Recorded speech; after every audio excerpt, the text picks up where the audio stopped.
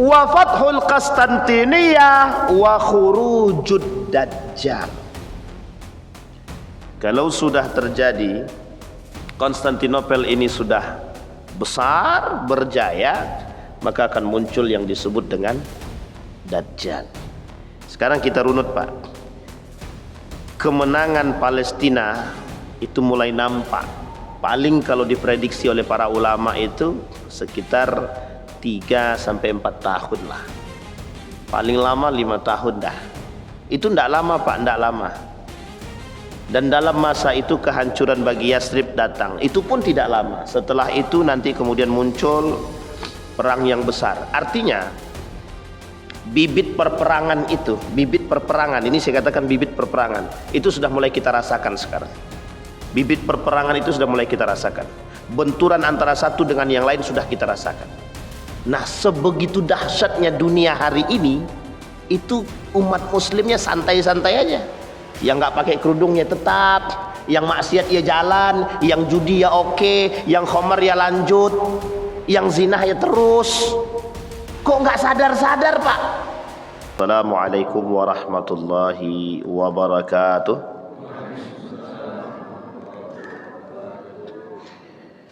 Alhamdulillahi rabbil alamin. Alhamdulillahilladzi arsala rasulahu bil huda wa dinil haqq liyudhhirahu 'alad dini kullih wa kafa billahi shahida. Asyhadu an la ilaha illallah wahdahu la syarika lah wa asyhadu anna Muhammadan 'abduhu wa rasuluh la nabiyya ba'd. Allahumma salli wa sallim wa barik ala hadzal nabiyil karim. Allahumma salli ala Muhammad wa ala ali Muhammad fil alamin innaka Hamidum Majid. Ya ayuhan nasu taqu rabbakum alladhi khalaqakum min nafsi wahidah wa khalaqa minha zawjaha wa batha minhuma rijalan katsiran wa nisaa wattaqullaha alladhi tasaaluna bihi wal arham innallaha kana 'alaikum raqibah. Wa qala Allah ta'ala ya ayyuhalladzina amanu taqullaha wa qulu qawlan sadida yuslih lakum a'malakum wa yaghfir lakum dhunubakum wa man yuti'illaha wa rasulahu faqad faza fawzan 'azima. Puji syukur kehadirat Allah dengan mengucapkan alhamdulillahirabbil alamin, bersalawat kepada Nabi dengan mengucapkan Allahumma salli ala Muhammad wa ala ali Muhammad fil alamin innaka Hamidum Majid. Bapak Ibu sekalian yang berbahagia, mudah-mudahan di subuh hari ini Allah meridhakan kita, Allah berkahi, Allah sehatkan, Allah kuatkan kita semua. Allah jadikan rumah tangga yang sakinah, mawaddah warahmah. Allah anugerahkan anak-anak yang saleh dan salihah. Dan kemudian untuk orang tua kita yang telah mendahului, Allah tempatkan di tempat terbaik di sisinya. Allah terima amal ibadahnya, Allah kumpulkan bersama orang-orang yang saleh.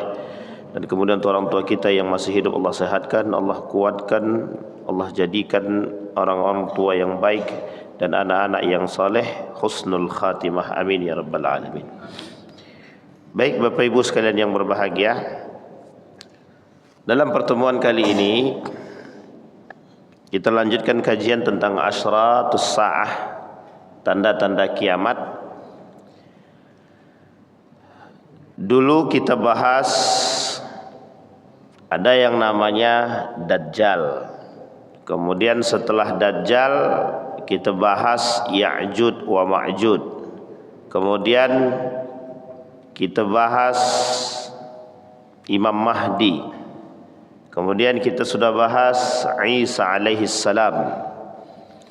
Yang kesemua ini yang kita sampaikan ini adalah tanda-tanda datangnya atau tanda-tanda besar datangnya hari kiamat. Sebenarnya di dalam hadis itu tidak ada disebutkan tanda besar, tanda kecil, itu tak ada. Disebutkan ini tanda kecil, ini tanda besar, itu tidak ada. Dalam hadis yang sahih tak ada. Tetapi para ulama untuk memberikan kemudahan pemahaman kepada umat muslim agar mereka tetap bersiap-siap, Maka diberikanlah tanda-tanda tersebut melalui hadis baginda Nabi Muhammad sallallahu alaihi wasallam. Ketika Nabi berkata alamatul kubra, tanda-tanda, kata Nabi, tidak akan terjadi hari kiamat sampai hatta tara asyra ayat. Tidak akan terjadi hari kiamat itu, kata Nabi, sampai kalian melihat 10 tanda-tanda yang dekat. Maka disebut dengan kubra. Dalam hadis yang lain disebut dengan min alamatil kubra. Jadi para ulama itu membagi dan membedakan. Apa tujuannya? Yang satu ini disebut dengan kecil, yang satu ini disebut dengan kubra, yang besar. Supaya ketika yang kecil ini disampaikan, yang tak menyebutkan tanda-tanda spesifik ini, agar umat muslim mampu mempersiapkan diri sebelum datangnya yang 10. Ini yang penting untuk dipahami. Sehingga ketika yang 10 datang, nah yang 10 ini tidak akan datang sampai datangnya yang kecil-kecil itu. Sehingga kita perlu memahami gaya berfikir para ulama agar umat muslim itu bersiap. Bapak Ibu sekalian yang berbahagia, saya ingin mengatakan kepada kita semua, dalam pandangan para ulama dan beberapa para pengamat, sepertinya kita ini sedang berada di akhir zaman. Bahkan ada yang mengatakan di penghujung akhir zaman. Cuma uniknya, rasa takut kita terhadap kematian itu seolah-olah kita sudah memiliki bekal yang banyak. Kenapa saya katakan demikian? Seharusnya ketika tahu dia besok mau mati, itu mesti dia mempersiapkan diri. Ini yang saya salutkan dari umat manusia sekarang. Kita ambil contoh sederhana. Besok 1 pekan lagi ini anak kita mau nikah. Itu orang segalanya mempersiapkan, siapapun yang terlibat mempersiapkan itu. Tendanya, undangannya, semua dipersiapkan. Semua dengan matang, pokoknya nanti bagaimana caranya acara tersebut baik, berjalan dengan lancar. Sampai menyewa tukang pawang hujan sekaligus. Itu saking persiapannya serius gitu. Kenapa kita katakan begitu? Saking seriusnya. Karena dia tidak mau acara itu nanti hancur. Dia mau acara ini berjalan dengan lancar. Itu persiapannya matang. Dipersiapkan segala hal. Yang paling penting dipersiapkan itu adalah yang menikahnya itu. Inainya, pakaiannya. Bayangkan pakaian nikahnya saja, pakaian nikah saja, gaun laki-laki dan perempuan itu harus disewakan atau dibuat. Lah kalau tak jadi barang sewaan itu atau tak ada baju itu, sebenarnya masih bisa nikah apa tidak? Masih bisa nikah. Yang penting itu kan akadnya, kain itu tidak penting itu. Tapi mengapa kain itu menjadi sesuatu yang sangat sakral? Bahkan ada, gimana mau nikah bajunya aja belum jadi gitu. Jadi saking seriusnya mereka mempersiapkan. Itu dalam urusan kehidupan. Anak mau masuk sekolah besok pekan, Senin. Hari ini Jumat atau Sabtu ini sudah dipersiapkan. Mana bukunya, mana tasnya, mana sepatunya. Begitulah. Lah ini mau mati nih. Sudah tahu nih bentar lagi mau kiamat, tidak ada yang siap-siap sama sekali. Nah, itu mantapnya manusia sekarang nih. Itu yang saya katakan, orang dengan urusan dunia itu persiapannya banget gitu. Tapi kita sadar nih kematian sudah menanti, kiamat sudah betul-betul. Itu tandanya udah dikasih tahu tuh. Tapi manusia tetap tidak, bukan semakin taat, justru semakin maksiat. Maka saya kata bukan semakin taat, tapi justru semakin bermaksiat. Nah, Bapak Ibu sekalian yang berbahagia, mengapa ini perlu kita sampaikan? Para ulama itu membedakan. Tujuan para ulama membedakan itu, ini loh tanda-tanda yang kecil. Ini kalau sudah tanda-tanda kecil ini datang, berarti kita harus bersiap dengan tanda-tanda yang besar. Dari sekian banyak tanda-tanda yang kecil itu, lah kok bisa hampir semuanya sudah terjadi? Itu perkataan Nabi, tak mungkin dusta. Wa ma yantiqu 'anil hawa in huwa illa wahyun yuha. Nabi itu tidak mungkin bicara sembarangan. Mesti setiap yang diucapkan Nabi ini wahyu, berdasarkan daripada perintah Tuhan Allah, pengawasan dari Allah. Itulah yang membuat Nabi itu maksum, terjaga daripada perbuatan yang salah. Bukan salah secara kemanusiaan ya, tapi salah karena dorongan hawa nafsu. Tapi kalau salah secara sifat kemanusiaan, itu biasa karena Nabi juga manusia. Kata Allah dalam Al-Quran, katakanlah bahwa sesungguhnya engkau adalah manusia, biasa seperti kita sama. Jadi kalau Nabi lupa itu biasa, memang itu sifat manusia. Tapi kalau lupa terus, enggak, itu kita aja itu. Sampai sini paham ya Bapak Ibu ya. Nah, ini yang harus dipahami. Maka para ulama membagi agar dengan tanda yang kecil ini itu umat muslim sadar. Misal kita ambil contoh zinah yang merebak, zinah yang terjadi di mana-mana, itu sudah kita temukan. Pemimpin-pemimpin yang zalim bermunculan, sudah kita temukan. Wanita-wanita yang tidak taat kepada suaminya, sudah kita temukan. Wanita-wanita yang durhaka terhadap suami, sudah kita temukan.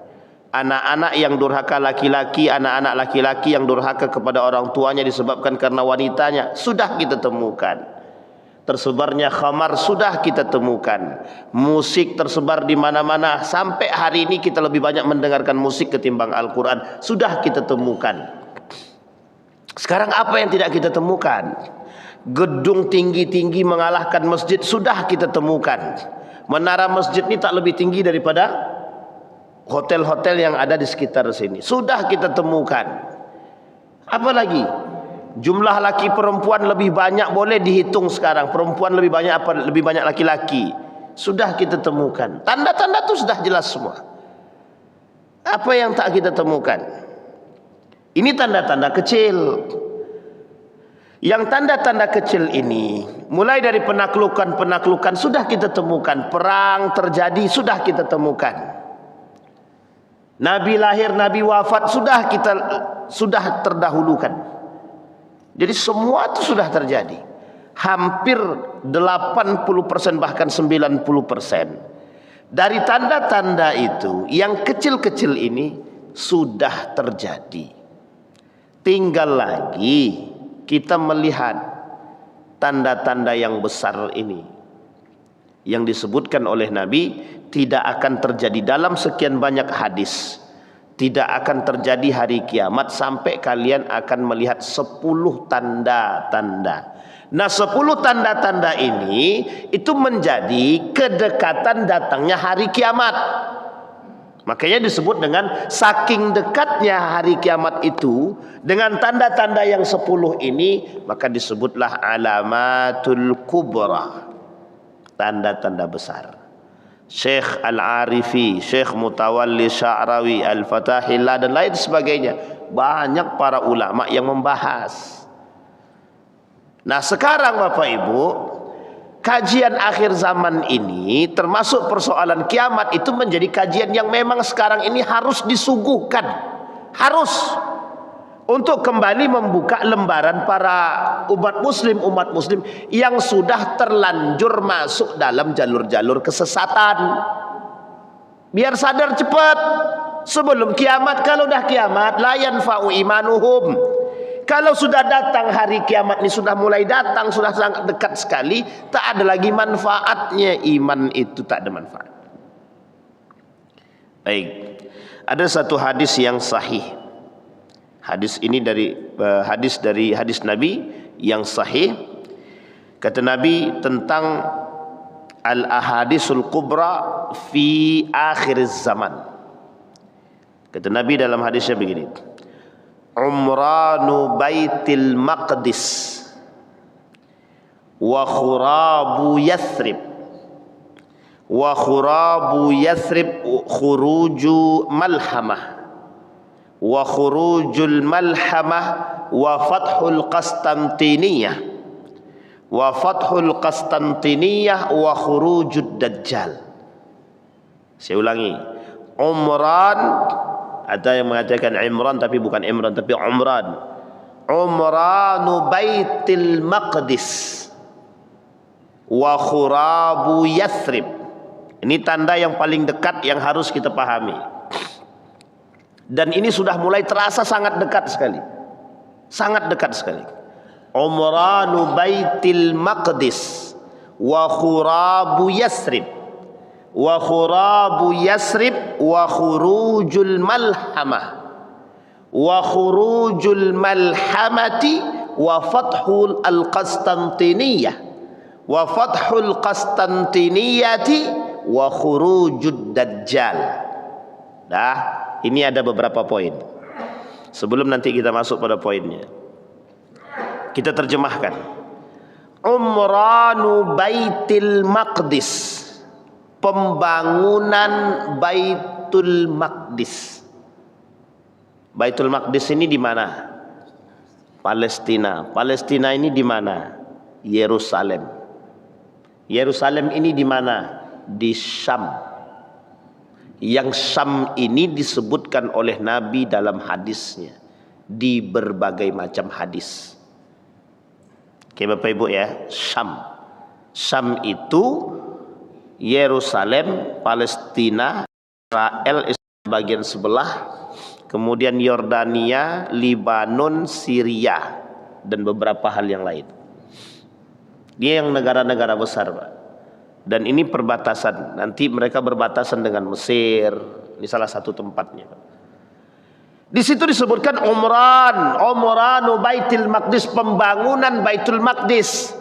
Diterjemahkan oleh para ulama, pembangunan Baitul Maqdis itu diartikan sebagai kesejahteraan dan kemenangan atas Palestina. Kalau kita merujuk kepada pemahaman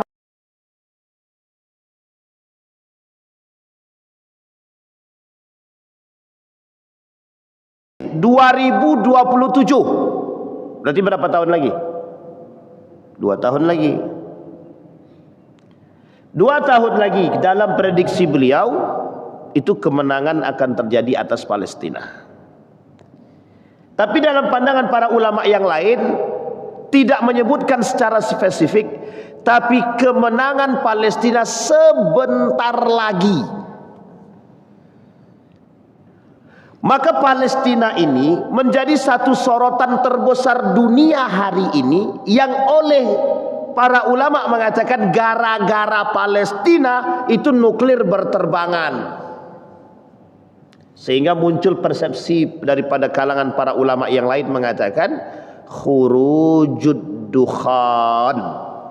Jadi ada tanda kiamat lain namanya dukhan, asap. Asap tebal yang menyelimuti dunia. Sebagian ulama mengatakan ada 2 pandangan ulama tentang dukhan ini. Satu, kata para ulama, dukhan ini adalah nuklir-nuklir yang berterbangan, bom-bom tersebut yang kemudian menghasilkan asap yang tebal. Pandangan pertama. Pandangan kedua, nanti akan muncul asap yang betul-betul berbentuk asap yang tebal. Sehingga dengan asap yang tebal ini, kata para ulama, bertahan selama 40 hari. Selama 40 hari dalam dukhan itu, lampu tak ada yang hidup, listrik mati. Bapak Ibu tahu kalau rasanya bagaimana kalau PLN tak hidup? Kalang kabut atau kabut kalang? Cuma mati di jam 12, menunggu jam 12 sampai pagi itu padahal cuma setengah, cuma berapa lah, paling beberapa jam. Itu dah tak tahan semua itu. Nyamuk tu dah tebal-tebal di sini. Kita dah mencaci maki tu PLN Kuang Ajo, macam minta tak hidup-hidup. Semua kita caci maki tu. Itu baru segitu. Besok 40 hari tak ada. Itu masih mending lampu mati, semuanya hilang. Lampu tak ada, internet tak berfungsi, semua tak ada fungsi. Coba kita lihat segila apa manusia ketika itu. Tapi kalau bisa jangan ketemu dengan itu, dah mati sebelum ketemu. Tapi kalau ditakdirkan oleh Allah bertemu dengan kondisi seperti itu, kita akan melihat berapa banyak manusia-manusia tak beriman itu hilang akal sehatnya. Nah, kita kembalikan dulu, nanti baru kita masuk ke situ. Umranu Baitul Maqdis. Dalam dua pandangan tadi kata para ulama, disebabkan Baitul Maqdis ini, perebutan Baitul Maqdis ini tidak hanya orang Yahudi saja, tidak hanya Yahudi, tidak hanya Muslim, begitu juga Syiah dan beberapa negara yang lain, termasuk agama yang lain, Nasrani juga termasuk, untuk melakukan perebutan terhadap Baitul Maqdis. Maka kata para ulama, sudah sekian lama terjadi 100 tahun lebih. Tufan Aqsa, badai Aqsa ini sudah lama. Maka kalau diprediksi mungkin sekitar 100 tahunan, maka akan muncul kembali kemenangan atas Palestina. Nah, ini yang disebut, kalau Palestina ini menang, akan terjadi pada hadis, ya, pada poin yang kedua, wa khurabu Yasrib. Khurab itu artinya kehancuran. Kehancuran Yasrib. Yasrib ini mana? Madinatul Munawwarah. Kita kaitkan sedikit meskipun ini bukan masuk dalam kategori cocokologi, ya. 2030 Saudi Arabia itu mencanangkan membuat satu rencana pembangunan Masjidil Haram itu besar-besaran. Jadi jarak tempuh antara Ka'bah nanti dengan gerbang masuk Masjidil Haram 3 kilo. Prediksi 3 kilo. Jadi Bapak Ibu bisa bayangkan berapa besarnya nanti kita jalan dari masjid ini ke gerbang tuh 3 kilo jalan kaki. Kira-kira itu besar apa kecil? Nah, itu bisa dibayangkan sebagaimana besarnya Masjidil Haram itu. Dan akan dibangun semegah mungkin. Sekarang 2025. Berarti berapa tahun lagi menempuh 2030. Artinya dalam masa 5 tahun ini, itu kerajaan akan terus membangun bangunan yang megah di sekitar Ka'bah, dalam lingkaran Masjidil Haram. Baik itu di Mekah, begitu juga di Madinatul Munawwarah. Nah, Bapak Ibu sekalian yang berbahagia, kalau kita rujuk dalam sejarah, pernah terjadi kehancuran terhadap Yasrib ini ketika masa Yazid bin Muawiyah. Yazid bin Muawiyah ini anak daripada Muawiyah ibn Abi Sufyan pada masa dinasti Umayyah. Oleh Muslim ibn Uqbah pernah menghancurkan itu. Pertama. Yang kedua, ini akan terjadi dalam hadis yang sahih tadi, akan terjadi kembali Palestina menang khurabul Madin atau khurabu Yasrib, kehancuran Yasrib. Ini dalam urutan hadis tersebut. Sehingga Bapak Ibu, kalau kita perhatikan dalam hadis ini, setelah menangnya Palestina, itu tanda kehancuran daripada Madinah. Artinya, kalau dalam prediksinya 2027, 28, 29, 30 itu adalah masa kejayaan bagi daripada Palestina, maka ini bisa menjadi gerbang kehancuran bagi Madinah. Ini yang harus kita pahami, Pak. Artinya saking dekatnya sekarang dengan kiamat itu, Pak. Tanda-tanda kemenangan Palestina itu sudah nampak betul. Dan tanda-tanda kehancuran tempat yang disebutkan itu juga sudah nampak. Mungkin tidak dihancurkan melalui bom, bukan. Tapi dihancurkan melalui tersebarnya virus-virus arus liberalisme, sekulerisme, pluralisme yang menjauhkan umat muslim daripada agama. Maksudnya apa itu? Kemaksiatan, kemungkaran secara zahir dipertontonkan. Itu yang kemudian menjadi pusat kehancurannya nanti. Sampai sini paham, Pak ya? Perebutan kekuasaan itu bisa jadi menjadi poin kehancurannya. Jadi model kehancuran bukan hanya melalui bom, perperangan, bukan. Bisa jadi melalui kehancuran moral, adab, etik, dan agama itu sendiri. Yang kedua. Yang ketiga. Wa khurabu Yathrib wa khurujul malhamah.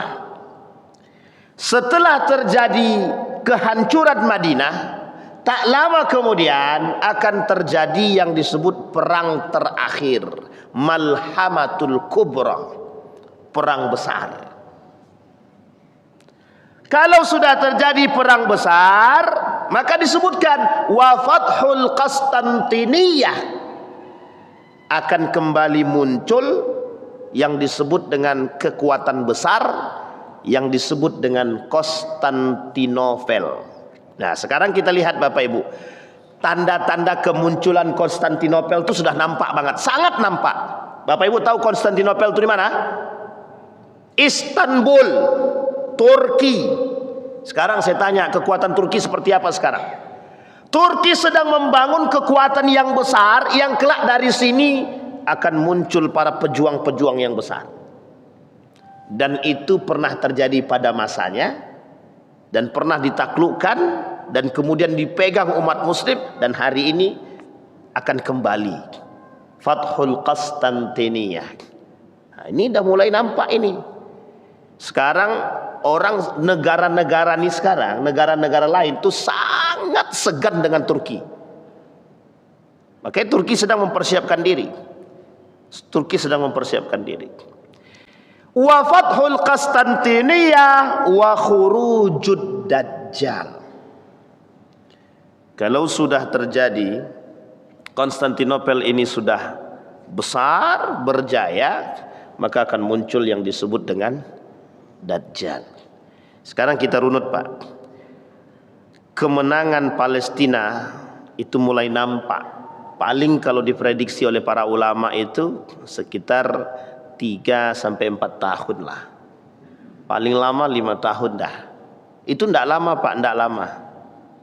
Dan dalam masa itu kehancuran bagi Yathrib datang. Itu pun tidak lama. Setelah itu nanti kemudian muncul perang yang besar. Artinya bibit perperangan itu, bibit perperangan, ini saya katakan bibit perperangan, itu sudah mulai kita rasakan sekarang. Bibit perperangan itu sudah mulai kita rasakan. Benturan antara satu dengan yang lain sudah kita rasakan. Nah, sebegitu dahsyatnya dunia hari ini, itu umat muslimnya santai-santai aja. Yang nggak pakai kerudung ya tetap, yang maksiat ya jalan, yang judi ya oke, yang khamar ya lanjut, yang zina ya terus. Kok nggak sadar-sadar, Pak? Itu yang kita maksud. Makanya para ulama kategorikan itu. Nah, Bapak Ibu sekalian yang berbahagia, setelah itu terjadi, betapa dekatnya hari kiamat itu dengan umat manusia. Meskipun yang disebut dengan kiamat ini, sa'ah ini adalah ketentuan Allah, betul. Tapi Allah kata, menurut dalam hadis Nabi, ketika Nabi didatangi Jibril, ditanyain itu. Ditanya Nabi tentang hari kiamat, orang yang ditanya tidak lebih tahu daripada yang bertanya, kata Nabi. Tapi ketika ditanyakan tentang tanda-tandanya, Nabi sebutkan. Disebutkan sama Nabi. Kita pernah bahas itu di sini. Dabbah. Tahu Bapak Ibu, dabbah, binatang melata. Para ulama berbicara tentang dabbah ini banyak persepsinya. Ada yang mengatakan drone-drone yang berterbangan itu. Ada yang mengatakan itu robot-robot yang bisa berbicara. Hari ini apa yang tidak dilakukan oleh robot? Semua dilakukan oleh robot. Bahkan ke depan itu mobil jalan sendiri, kita tinggal duduk santai saja, asal ada duit. Coba bayangkan. Tapi kata para ulama, betul-betul binatang yang muncul dari bumi, yang kemudian bisa berbicara, ini yang paling sarih oleh para ulama. Dan itu mulai tampak, Pak. Binatang-binatang aneh banyak yang bermunculan sekarang, yang tak pernah kita temukan pada masa dahulu, Pak. Bermunculan. Nah, kemudian Bapak Ibu, dalam urutan tadi, kita ambil dalam hadis yang lain. Kata Nabi dalam hadis yang lain, wa khurujud dukhan, kata Nabi. Setelah itu akan muncul asap kabut hitam yang melekat. Nah, sebagian ulama berbeda pendapat tentang makna asap ini. Yang pertama kata para ulama, asap ini dihasilkan dari nuklir-nuklir yang berterbangan, nuklir-nuklir yang terjadi, pengeboman di mana-mana. Inilah yang kemudian yang disebutkan oleh para ulama, asap ini yang dihasilkan dari nuklir tadi, itulah yang menyebabkan. Tapi kata para ulama yang lain, yang diambil oleh para sebagian ulama besar lagi, mengatakan bukan itu yang dimaksud dengan dukhan. Yang dimaksud oleh Nabi dalam kata kalimat dukhan itu, kata para ulama, memang betul-betul asap yang hitam menyelimuti dunia, yang dampak daripada asap hitam ini mematikan listrik selama 40 hari. Di masa 40 hari ini kata para ulama, manusia kalang kabut yang hanya memikirkan diri mereka sendiri. Jadi maksudnya apa? Seolah-olah kabut hitam yang ada ini sudah memberikan gambaran kiamat itu terjadi. Jadi ketakutan manusia pada saat itu sangat mengalami ketakutan yang dalam. Nah, ini poin pentingnya, Pak. Sehingga kata para ulama, ketika itu terjadi, umat muslim itu dalam keadaan yang sangat tinggi tingkat kekhawatiran dan ketakutannya. Gimana tidak, Pak? Manusia pada saat itu kecintaan mereka terhadap dunia di atas puncak. Jadi kecintaan manusia terhadap dunia sedang tinggi-tingginya, Pak. Kecintaan manusia terhadap internet, kebutuhan terhadap internet dan lain sebagainya, itu sudah di atasnya, Pak, di puncaknya, Pak. Sehingga ketika dihadapkan dengan hal tersebut, bagaimana kira-kira? Ini kita kaji dalam psikologi. Bagaimana kira-kira ketika sedang sangat cinta-cintanya terhadap seorang wanita, tiba-tiba diputuskan, putus. Itu kira-kira gimana tuh rasanya? Jangankan gila, Pak, bunuh diri pun mau. Coba bayangkan. Waktu itu ketika masa itu, orang-orang umat muslim itu banyak yang mengaku muslim, tapi banyak yang tidak bertuhan. Makanya yang menyebabkan mereka ketika itu ketakutan, karena mereka tidak memiliki Tuhan dalam diri mereka. Tapi muslim. Muslim. Ini yang disebut dengan nifak itu. Fasik wan nifak. Orang-orang fasik dan nifak. Sekarang kita lihat. Dalam Al-Quran Allah sebut dalam surat Ad-Dukhan. Nah, di Al-Quran itu ada surat khusus namanya Ad-Dukhan. Itu yang penting untuk dipaham. Apa kata para ulama? Kata Allah dalam Al-Quran, fartaqib yawma ta'tis sama'u bidukhanim mubin. Perhatikan kata Allah, ketika langit-langit ini ditutupi oleh dukhan-dukhan yang besar, yang banyak, yang menyelimuti. Yakhshan nas hadza azabun alim, kata Allah. Manusia dalam kondisi yang merasa ketakutan yang dalam, sehingga mereka katakan, hei, ini azab yang sangat pedih. Kemudian Rabbana ikshif annal adzab inna mu'minun. Berkata umat manusia, ya Allah, jauhkan kami, halangi kami, jaga kami dari azab ini ya Allah, kami orang beriman. Ini kata-katanya, Pak. Anna lahumuz dzikra wa qad ja'ahum rasulun mubin. Itu peringatan bagi kalian. Telah datang kepada kalian rasul. Ini banyak maknanya, Pak. Apa maknanya? Hei umat muslim, datang kepada kalian nabi. Aku perintahkan mengikuti Nabi, tidak kalian ikuti. Setelah datang azab baru bentuk ketakutan yang besar terhadap kalian. Itu kata Allah. Rasul sudah ada, peringatan sudah ada, tidak dipelajari, tidak ditanamkan dalam diri. Ketika datang azab, datang kepada Allah, ya Allah kami takut. Sama halnya menyesal di akhir. Karena kalau di awal pendaftaran tak berlaku la yanfa'u imanuhum, tak manfaat lagi iman itu, Pak. Kata para ulama begitu. Nah, Bapak Ibu sekalian yang berbahagia, posisi ini yang terjadi. Maka kata Allah yakhshan nas, bukan yakhsha, yakhshan nas. Manusia tak kalang kabut. Semua manusia mengatakan ini azab yang sangat pedih. Bapak Ibu, kita bayangkan begini. Ketika kejadian ini, kita runut sejarah ya. Kita lihat Nabi Soleh. Ketika Nabi Soleh berdoa, ya Allah, turunkanlah azabmu bagi penduduk ini ya Allah yang tidak mau menyembahmu. Tapi Nabi Soleh pergi, kemudian orang-orang yang tadi menyembelih hewan unta Nabi Soleh tadi, itu Allah berikan. Nih bagaimana rasanya Bapak Ibu ketika itu turun, dalam cinta-cintanya terhadap dunia, dalam lagi senang-senangnya dengan dunia, dengan wanita, dengan harta, kekuasaan, yang mereka bangga dengan kekuasaan dan kekuatan mereka, tiba-tiba Allah datangkan gempa, Allah datangkan segalanya, Allah datangkan. Allah datangkan penyakit, Allah datangkan gempa, Allah semua Allah goyang. Bagaimana rasanya Pak? Ketakutan yang mendalam. Kira-kira secara psikologi bagaimana? Hancur Pak. Hancur sehancur-hancurnya. Itu tidak manfaat lagi itu ruqyah itu Bang. Tidak manfaat itu ruqyah, tidak bermanfaat. Semua tidak bermanfaat lagi itu. Anak tidak bermanfaat, istri tidak bermanfaat, harta tidak bermanfaat. Semua tidak ada gunanya Pak. Setiap orang dalam masa kalang kabut tersebut memikirkan diri mereka sendiri. Coba bayangkan. Mereka mulai kembali kepada Allah. Seolah-olah mereka mengatakan Allah ini adalah Tuhan penyelamat kami. Berdoa, beribadah. Coba bayangkan. Artinya apa kalau kabut terjadi selama 40 hari, matahari tak nampak? Kira-kira bagaimana urusannya itu? Semua gelap. Kalau semua gelap bagaimana? Kita ambil contoh Terowong Mina. Pernah dengar terjadi tragedi Terowong Mina 2006? Berapa jumlah manusia yang mati ketika itu? Ratusan ribu manusia yang mati hanya karena berada di terowong itu dan posisinya gelap, lampu mati, semua injak-injakan Pak, desak-desakan begitu. Apa yang terjadi? Mati Pak. Ratusan ribu manusia yang mati.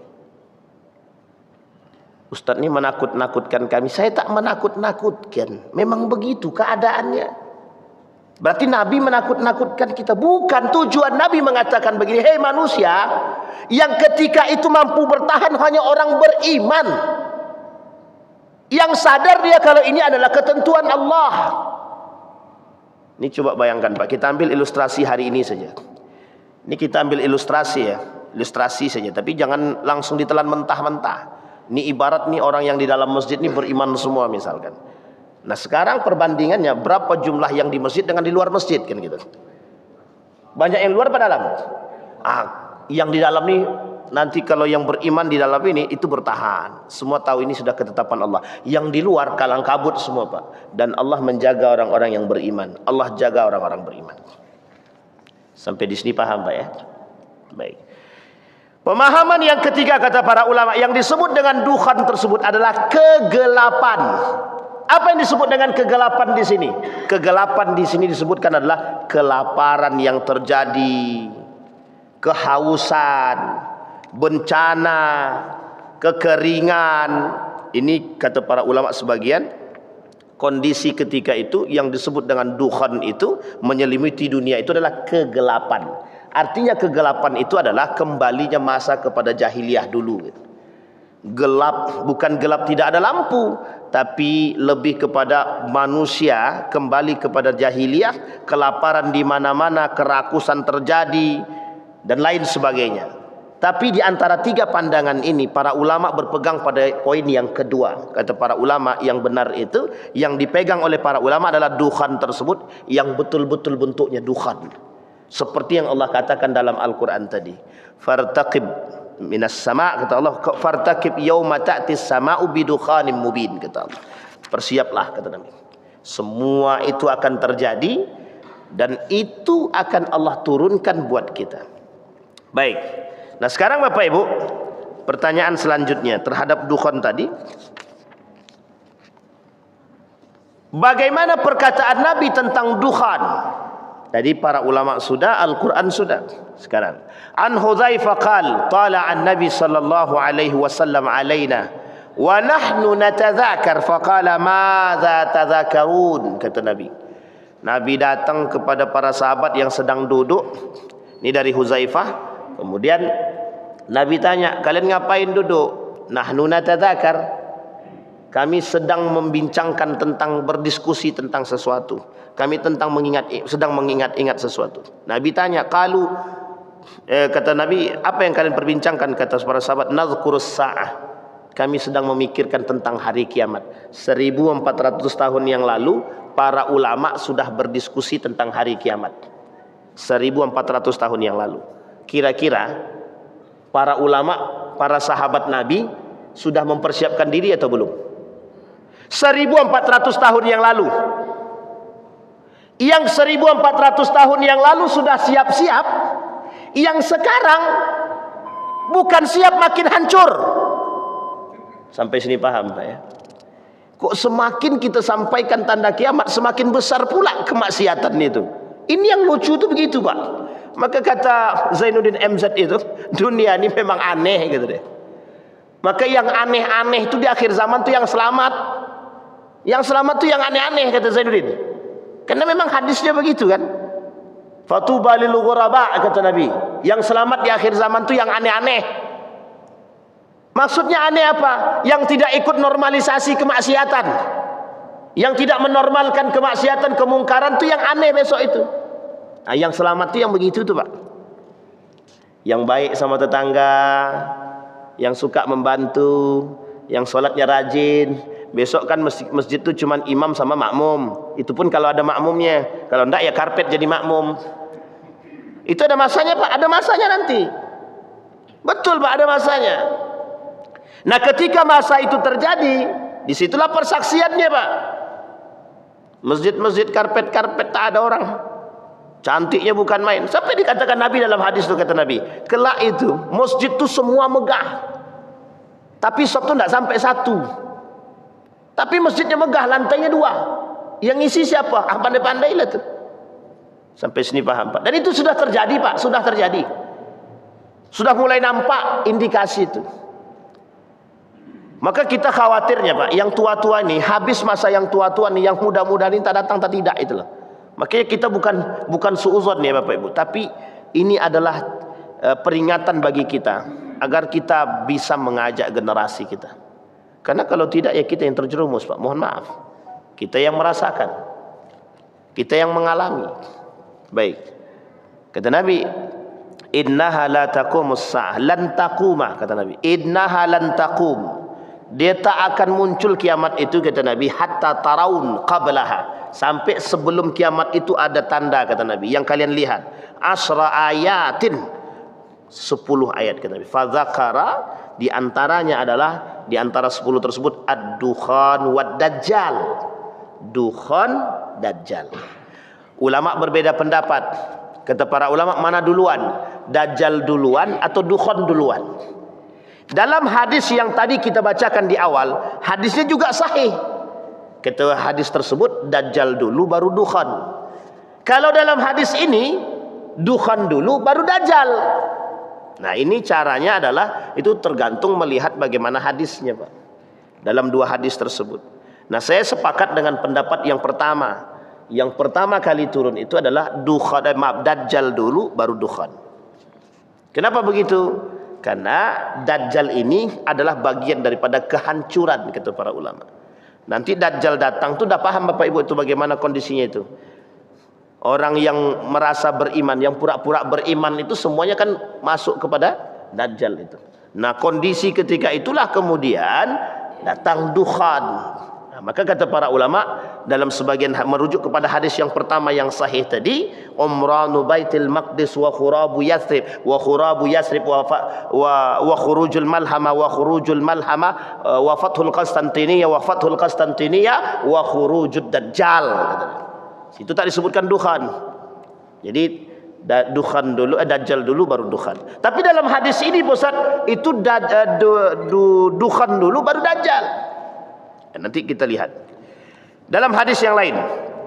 Wa an Abi Hurairah radhiyallahu anhu qala Rasulullah sallallahu alaihi wasallam badiru bil a'mal, kata Nabi. Hei umat muslim, orang beriman, kata Nabi, bersiapkan diri kalian, perbanyak ibadah, siap-siap. Badiru bil a'malis salih. Dia ada dua tentang kalimat hadis tersebut. Yang pertama, badiru bil a'malis salih ka qita'il lail al muslim. Dunia ini seperti dua sisi mata uang yang harus kita siapkan. Maka jangan sampai nanti, kata Nabi, ada manusia malamnya beriman, siangnya kafir. Dan ada siangnya beriman, malamnya kafir, kata Nabi.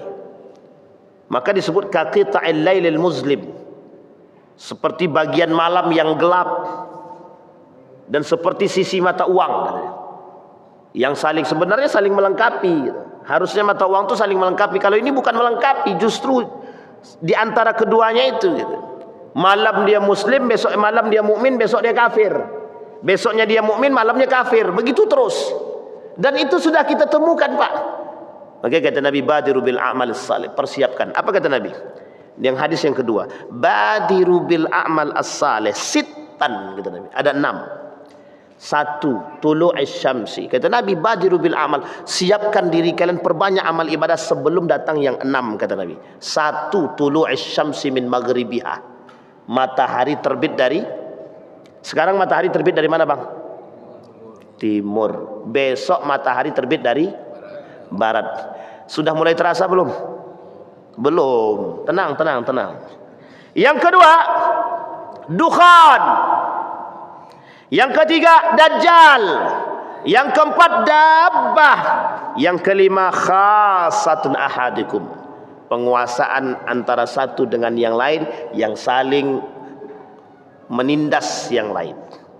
Kemudian, au amrul ammah, dan tentang perkara-perkara yang umum. Kata Nabi, ada 6. 1 di antara 6 tersebut, dukhan, asap yang menyelimuti. Baik. Kemudian dalam hadis yang ketiga, wa an Abdullah bin Abi Malikah qal ghadawtu ala ibni Abbas zata yaumin faqala ma nimtu al-laila hatta asbahtu. Kata Ibnu Abbas, aku memikirkan tentang persoalan hari kiamat nih, tak bisa tidur. Ini Ibnu Abbas ya, Ibnu Abbas ini manusia yang paling taat ini, sahabat Nabi. Ini sahabat Nabi dulu begitu, Pak. Jadi kalau dibicarakan oleh Nabi tentang hari kiamat, itu tidak ada yang bisa tidur, Pak. Bingung semua, Pak. Seolah-olah mereka berada di akhir zaman, Pak. Padahal yang berada di akhir zaman itu kita tidak ada, Pak. Tidur nyenyak juga tuh, Pak. Sholat subuh juga lewat itu. Coba bayangkan. Hatta asbahtu, sampai pagi, kata dia. Malam tidak tidur sampai pagi. Qultu lima, kenapa? Kata Nabi. Qala qalu tala'a al-kawakib dzul janbi fa khasaitu an yakuna dukhan qad taraka. Kata Ibnu Abbas, aku merasa dukhan itu mulai nampak. Kegelapan itu ketika malam hari ini gelap, seolah-olah ini adalah dukhan, kata dia. Kemudian famanimtu hatta asbahtu, aku tidak tidur sampai pagi, kata dia. Apa yang dilakukan oleh Ibnu Abbas? Berzikir, Pak. Salat malamnya, berzikir. Itu orang beriman begitu. Orang yang beriman saja takut dengan datangnya dukhan. Lah ini sudah tak punya iman, tak takut-takut. Coba bayangkan. Sampai di sini bisa dipahami Bapak Ibu ya. Baik. Sehingga kata para ulama dalam menanggapi persoalan dukhan ini itu, dan dalam menanggapi persoalan-persoalan tentang datangnya 10 tanda kiamat besar ini, saya ambil yang paling sering kita dengar dari Ustadz Zulkifli Muhammad Ali itu. Kata beliau itu, saat ini mempersiapkan diri akan kedekatan hari kiamat itu dengan munculnya tanda-tanda yang mulai nampak secara zahir dan lahiriah itu adalah kewajiban yang tak boleh lagi ditunda-tunda. Jadi kita mempersiapkan diri dengan keadaan yang sangat genting ini, itu kewajiban yang tidak boleh ditunda, Pak. Maka kenapa para ulama itu, Bapak Ibu boleh lihat sekarang ahwal dunia, keadaan dunia sekarang, Bapak Ibu boleh cek sendiri deh, boleh lihat. Yang ingin saya katakan adalah bagaimana pandangan mata ulama, pandangan para ulama tentang keadaan dunia ini. Dan bukan dari hanya ulama Indonesia, berbagai macam ulama di dunia boleh tengok, Pak, dengan keadaan itu.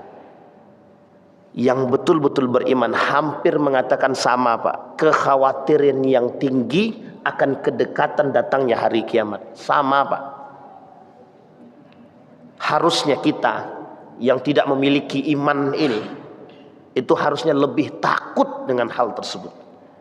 Mereka yang beriman, yang hari-hari mereka penuh dengan ibadah saja, yang mereka pelajari tanda-tanda saja, masih takut, apalagi kita yang tak memiliki ilmu. Ini nasihat, Pak, buat kita semua. Sehingga Nabi ketika berbicara badiru bil a'mal itu tidak main-main, Pak. Tidak main-main, betul. Nabi khawatir. Yang paling ditakuti oleh Nabi ketika Nabi mengatakan kelak, kata Nabi, ada orang yang paling bahagia. Itu bukan sahabat Nabi. Kalau sahabat Nabi, Nabi kata itu sahabatku, kalian sahabatku, kata Nabi. Tapi ada orang yang senang, yang bahagia. Siapa mereka? Mereka nggak ketemu dengan aku, kata Nabi, tapi mereka bersolawat, beriman, beribadah, mengikuti arahanku, kata Nabi. Tapi yang paling dikhawatirkan Nabi ketika di tenggorokan Nabi ini, ketika ruh Nabi sampai di tenggorokan itu, ummati, ummati, ummati, kalimat itu bukan tanpa dasar. Ini yang ditakutkan Nabi, Pak. Yang ditakutkan Nabi dari perkataan Nabi, yang paling ditakuti Nabi dari perkataannya adalah akhir zaman, Pak. Jauhnya umat manusia daripada arahan baginda Nabi Muhammad SAW. Sehingga mohon maaf, Pak, banyak orang-orang yang tergelincir daripada keselamatan. Sehingga mohon maaf, banyak yang tidak selamat. Itu yang ditakutkan Nabi. Jadi Nabi sudah memikirkan kita 1400 tahun yang lalu, sudah dipikirkan oleh Nabi kita. Sementara kita yang mengaku cinta, kami cinta Nabi, cinta Nabi Muhammad, maulid Nabi, tapi refleksinya maksiat. Itu yang menjadi masalah kita hari ini. Nah, poin penting bagi kita, tengok kiri kanan, tengok atas bawah, tengok diri sendiri. Kata Agim, saya akan mempopulerkan kembali kalimat Agim. Kita mulai dari diri sendiri, dimulai dari keluarga, insya Allah. Mudah-mudahan di tengah subhat yang terjadi hari ini, kezaliman dan kemaksiatan yang merajalela, kita menjadi mutiara. Di antara kegelapan-kegelapan ini, kita menjadi cahaya. Bisa dipahami maksudnya, Pak? Di antara kegelapan, meskipun ada lampu nih, ini bukan itu yang saya maksud. Kegelapan, kemaksiatan, kemungkaran ini, jadilah manusia sebagai lampu yang bisa menerangi. Ini Allah sebutkan dalam Al-Quran, miskatun kamiskatin fiha misbah. Al-misbahu fi, kata Nabi. Jadi kata Allah dalam Al-Quran, ada ruangan yang gelap sangat. Di antara ruangan gelap itu ada satu bolongan kecil. Di antara bolongan kecil itu ada lampu. Lampu yang kecil ini meskipun tinggi, wattnya sedikit, tapi mampu menerangi ruangan yang besar yang gelap. Jadilah manusia seperti itu, yang kelak di tengah kegelapan ini kita bisa menjadi manusia yang bercahaya. Apa maksudnya? Iman kita mampu menerangi kita di tengah kemungkaran, kemaksiatan yang terjadi di tengah kita.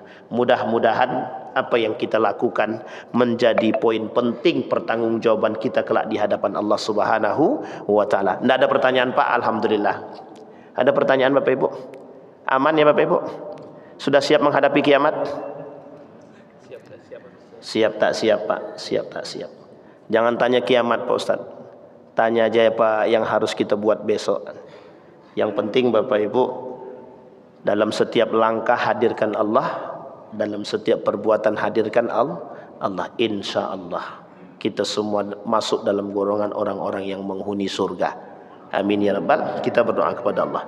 A'udzu billahi minasyaitonir rajim. Bismillahirrahmanirrahim. Alhamdulillahirabbil alamin. Hamdas syakirin, hamdan na'imin, hamdan yuwafi ni'amahu wa yukafi'u mazidah ya rabbana. Lakal hamdu kama yanbaghi li jalali wajhikal karim wa 'azimi sultanik. Allahumma shalli ala Muhammad wa ala ali Muhammad. Allahumma faqihna fid din wa 'allimna ta'wil.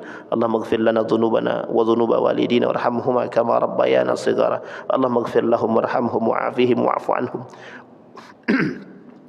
وأكرم نزولهم ووسع مدخلهم واجعل الجنة مثواهم ربنا ظلمنا أنفسنا وإن لم تغفر لنا وترحمنا لنكونن من الخاسرين اللهم انصر من نصر الدين واخذل من خذل المسلمين اللهم انصر إخواننا المجاهدين في فلسطين وفي غزة وفي كل مكان اللهم دمر اليهود اللهم دمر اليهود اللهم أهلك الكفرة والمبتدعة والمشركين أعداءك أعداء الدين اللهم أعنا على ذكرك وشكرك وحسن عبادتك اللهم اختمنا بالصالحين اللهم اختمنا بالصالحين ربنا هب لنا من أزواجنا وذرياتنا قرة أعين واجعلنا للمتقين إماما اللهم اجعل القرآن العظيم ربيع قلوبنا ونور صدورنا وجلاء أحزاننا وذهاب همومنا وغمومنا ربنا آتنا في الدنيا حسنة وفي الآخرة حسنة وقنا عذاب النار